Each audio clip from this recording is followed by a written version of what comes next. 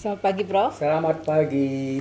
Kita melihat bahwa Perang Dunia Kedua itu benar-benar membawa banyak masalah besar ya, Prof ya. Ya, Nah, kalau kita bisa lihat itu ada masalah apa saja yang paling krusial, Prof, yang ya terjadi? pelanggaran hak asasi ya, korban kemanusiaan yang luar biasa. Jadi begini, kan Perang Dunia Kedua itu sebenarnya kan awalnya itu sebelum sebelum misalnya Hitler berkuasa di Jerman, Ya. dia sebenarnya memberikan janji pada masyarakat Jerman itu bahwa dia akan melakukan menghargai asasi dan pokoknya semua janji bagus ya. Tapi begitu dia misalnya mendapat kekuasaan, mulai terlihat belum lama dia misalnya berkuasa sudah mulai terlihat arahnya yang lain gitu ya. Jadi dia misalnya mencoba untuk membuat sebenarnya rasisme yang luar biasa karena dia mengungkapkan bahwa eh, suku Arya, ras Arya itu adalah ras yang paling tinggi ya, dan kemudian sepertinya itu misalnya ras Arya itu bisa menyingkirkan ya, melakukan pembunuhan di antara masalah lain, dan kemudian itu akan diperparah lagi dengan munculnya apa yang disebut dengan Perang Dunia Kedua. Nah, Perang Dunia Kedua itu sebenarnya kan perang antara Jerman, Italia dan Jepang di satu pihak, dan kemudian sekutu Amerika ya. Nah, problemnya adalah ya, terjadi perang dan kemudian di samping terjadi perang itu juga terjadi apa yang disebut dengan sekarang jadi masalah internasional nanti dengan apa yang disebut dengan genosida ya. Jadi genosida itu adalah kejahatan kemanusiaan yang mencoba misalnya melakukan pembunuhan secara kejam dan luar biasa kepada orang-orang Yahudi, dan itu dilakukan dengan berbagai macam cara, bukan hanya misalnya korban di dalam perang, tapi misalnya juga misalnya dengan memberikan percobaan, misalnya mengambil orang-orang Yahudi untuk percobaan di dalam ilmu kesehatan ya. Kemudian misalnya mereka dapat misalnya racun udara segala macam, itu sebenarnya menimbulkan korban sampai dikatakan itu sekitar 6 juta orang-orang Yahudi itu yang meninggal, dan banyak di antara mereka sebenarnya lagi keluar dari Jerman ya. Dan banyak ilmuwan-ilmuwan yang keluar dari Jerman itu justru sebenarnya lari ke Amerika, dan kemudian di Amerika itu digunakan oleh Presiden Amerika waktu itu untuk bisa membantu apa yang disebut dengan bom atom. Jadi waktu itu kalau tidak salah sebenarnya dari Einstein sendiri meminta supaya Presiden Amerika mencoba untuk membuat proyek secara besar-besaran untuk bisa menciptakan bom atom itu pertama, sebelum misalnya Jerman sendiri yang lagi berusaha untuk menciptakan bom atom itu lebih dulu menemukannya. Dan kebetulan memang itu berhasil, Amerika Einstein sendiri kan orang Jerman, Prof. orang Jerman ya. Iya. Kan sebenarnya orang Jerman itu banyak yang lari dan banyak yang termasuk sebenarnya nanti salah seorang orang Jerman itu namanya Hannah Arendt ya. Itu adalah sebenarnya orang yang banyak sekali pengaruhnya kepada masalah-masalah masalah Perang Dunia Kedua, masalah kejahatan terhadap kemanusiaan dan macam-macam, yang dia sendiri sebenarnya nanti ketika misalnya sudah selesai Perang Dunia Kedua, karena masalah ini menimbulkan tadi banyak masalah yang besar ya. Jadi coba bayangkan misalnya begitu pertama sekali bom atom itu dijatuhkan dan Hiroshima dan Nagasaki, kota itu kan hancur, dan sekian banyak misalnya menimbulkan problem ya.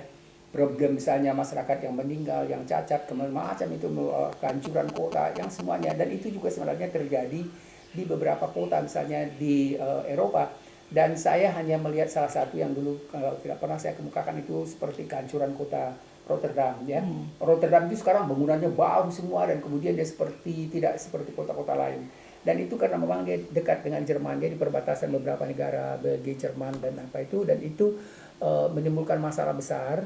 Dan kemudian setelah selesai Perang Dunia Kedua ya, negara-negara yang menang dalam perang itu sebenarnya kan berupaya untuk menciptakan apa yang sekarang kita kenal dengan PBB ya. Jadi mereka menang perang dan kemudian diciptakan PBB, kemudian pada tahun 1947 atau 48 itu sudah terbentuk PBB, dan kemudian salah satu upayanya adalah memberikan peraturan itu untuk memberikan pengadilan terhadap pelaksanaan kejahatan perang itu, genosida, kemudian kejahatan kemanusiaan dan kejahatan perang dan kejahatan kemanusiaan, dan yang terakhir nanti itu tentang misalnya pengusiran itu ya, pengusiran warga-warga negara atau dari satu negara ke negara lain. Dan itu sekarang misalnya di Indonesia sering sekali kita ketemu mendapat masyarakat yang lari dari Rohingya ya. Dan itu sebenarnya permasalahan internasional yang dalam peraturan orang-orang yang lari itu ke negara lain itu tidak boleh sebenarnya diusir gitu kan dalam peraturan internasionalnya. Jadi tadi kita katakan bahwa peraturan internasional itu menimbulkan adanya misalnya apa yang kita sebut nanti dengan perang internasional terhadap pelaksanaan kejahatan perang dan kemanusiaan itu ya termasuk genosida. Jadi itu sebenarnya masalah-masalah yang sekarang ini juga menjadi problem ketika misalnya ada upaya dari beberapa negara misalnya untuk bisa menjatuhkan hukuman pada Israel sebagai pelaku genosida karena begitu banyak misalnya kota yang hancur yang di Gaza itu kemudian puluhan ribu masyarakat yang meninggal ya terutama sekali misalnya banyak sekali itu dari anak-anak dan ibu-ibu dan tapi waktu dilakukan misalnya sidang untuk bisa menentukan apakah misalnya bisa dijatuhkan hukum genosida atau tidak. Justru sebenarnya ada 15 anggota hakim ya dari PBB itu, kemudian 5 ahli hakim itu memiliki hak untuk memveto ya termasuk Amerika, Inggris, ya Prancis dan beberapa negara ini yang memveto sebenarnya itu hanya Amerika. Dan kemudian ada Inggris dia abstain tapi akhirnya usul untuk bisa menjatuhkan hukuman genosida itu pada Israel sampai sekarang akhirnya gagal. Jadi problemnya memang begitu sebenarnya yang jadi penting karena 5 negara yang ikut dalam Perang Dunia Kedua itu dan kemudian mereka perang dan kemudian dibentuk PBB dan kemudian di PBB itu terutama sekali pada pengadilan yang menentukan misalnya bersalah tidak salah kejahatan kemanusiaan atau tidak itu ditentukan oleh 5 negara ini dan kemudian kalau ada satu negara saja misalnya tidak setuju tidak menerima itu berarti sebenarnya usul itu dari berbagai negara lain itu justru sebenarnya gagal.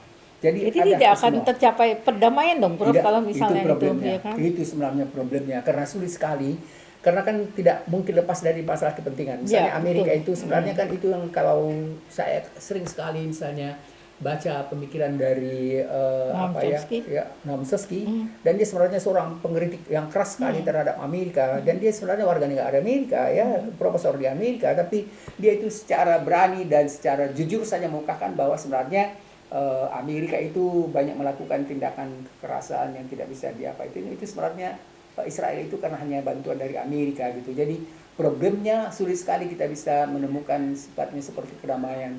Saya lebih cenderung sebenarnya sekarang memikirkan tadi sudah kita singgung sebelumnya misalnya tentang apa yang disebut dengan kewarganegaraan global ya. Kemudian pada kewarganegaraan global itu dan kemudian kita ini disadarkan bahwa memang kita berada pada satu dunia yang sekarang batas-batas geografisnya itu tidak begitu penting.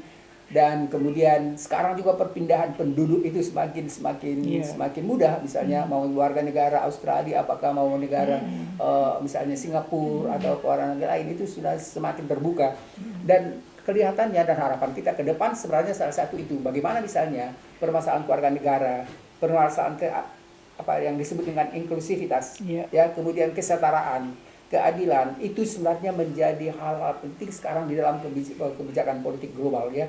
Jadi itu menjadi permasalahan oleh karena itu ketika misalnya ada pelanggaran hak azazi di Indonesia atau misalnya cawe-cawe itu mendapat sorotan langsung dari PBB ya.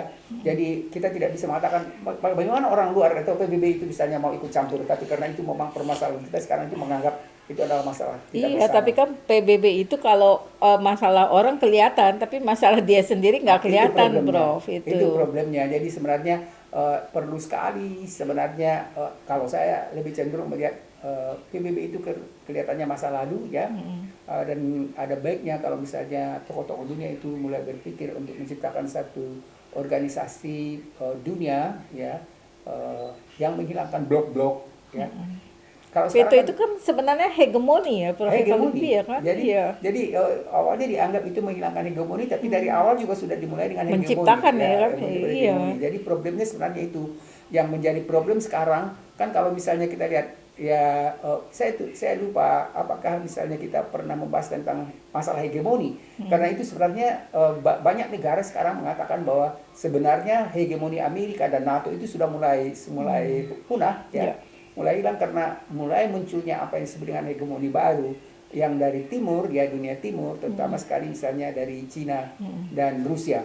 Ini sebenarnya bukan berarti menghilangkan hegemoni, tapi akhirnya mencoba untuk seperti mengelompokkan dunia ini lagi paling tidak pada dua hegemoni. Saya nggak tahu apakah misalnya ada masih dianggap sebagai negara yang netral.